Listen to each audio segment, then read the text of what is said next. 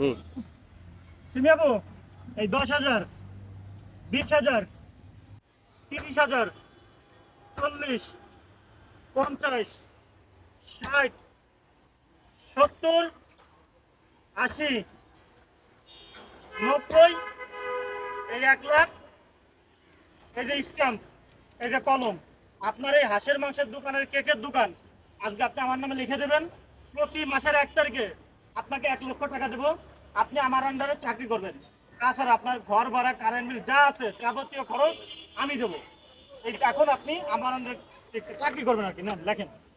কোথায় আসছেন আপনি? পাবনা থেকে আসছেন? কেন?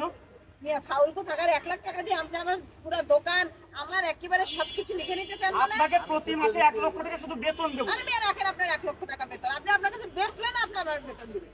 তার মানে আপনার এখানে প্রতি মাসে 1,00,000 টাকার থেকে বেশি ইনকাম হচ্ছে। সেটা আমি আপনাকে বলবো কেন? 1,00,000 হোক আর 5,00,000 হোক, সেটা তো কথা না। আপনি এখানে আসছেন টাকা ইনকাম করার জন্য না? হ্যাঁ, হ্যাঁ? হ্যাঁ। তা আমি তো প্রতি মাসে আপনাকে 1,00,000 টাকা আমি দিচ্ছি। কেন আপনার কাছ থেকে টাকা নিব ভাই? তার মানে আরো বেশি ইনকাম হচ্ছে আপনার। সেটা তো আমার ব্যাপার ভাই, সেটা মানে আপনাকে বলবো কেন? এটা তো আপনার মানে আচ্ছা প্রত্যক্ষ মিয়া, যান পরোক্ষভাবে আপনি কি আপনার টাকা বোঝা পয়সা যাচ্ছে? নিয়ে ভাগেন। আপনি এখানে 1,00,000 কেন?